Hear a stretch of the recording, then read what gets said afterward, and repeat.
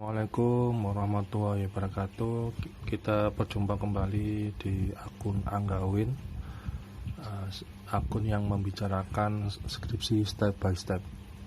Kali ini kita akan membahas apa saja yang ditanyakan dalam ujian proposal skripsi.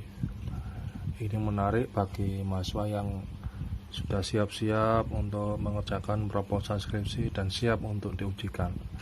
Lalu pertanyaan apa saja yang kemudian ditanyakan kepada para pengusul proposal skripsi itu.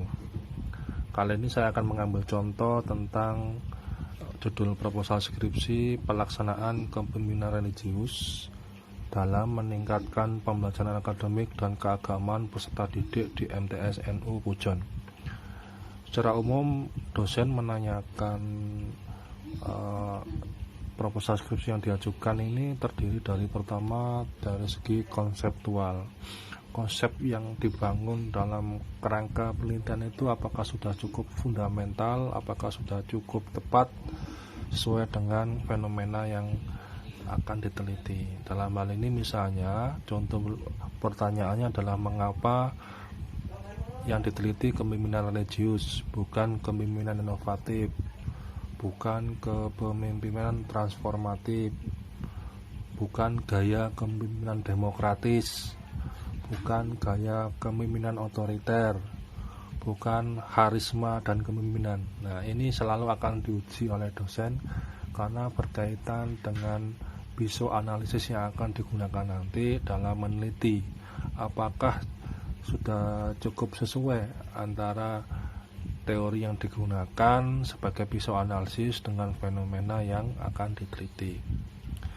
Kemudian juga mengapa meneliti teori kepemimpinan yang dikaitkan dengan pembelajaran, bukan dengan sarana prasarana, bukan dengan pengembangan SDM gurunya, bukan dengan pengelolaan pelayanan pendidikannya. Nah, ini kemudian juga membutuhkan jawaban-jawaban yang harus sesuai dengan realitas atau data yang tersedia di lapangan. Yang ketiga terkait dengan metodologis, ya, terkait dengan metode penelitian, misalnya terkait dengan alasan pemilihan lokasi. Mengapa meneliti lokasi di MTS NU Pujon? Setidaknya ada dua jawaban yang ingin diketahui oleh dosen penguji, yaitu mengapa yang pertama tentang keunikan dari sekolah atau lokasi penelitian yang akan diteliti, uniknya apa yang tidak ada ditemukan di sekolah yang lain. Yang kedua terkait dengan kemenarikan, apa yang menarik di sekolah itu sehingga kemudian menjadi role model atau menjadi pilot project atau yang menjadi istimewa di tempat itu, yang kemudian bisa memberikan gambaran-gambaran deskripsi yang inspiratif bagi sekolah yang lain. Yang biasanya juga ditanyakan secara teknis adalah pemilihan kosakata, ya, misalnya tentang kenapa memilih kata peserta didik dibandingkan dengan murid, siswa, dan santri, mana yang lebih filosofis. Apakah kata peserta didik ini sesuai dengan amanah Undang-Undang Nomor 20 Tahun 2003 ataukah tidak?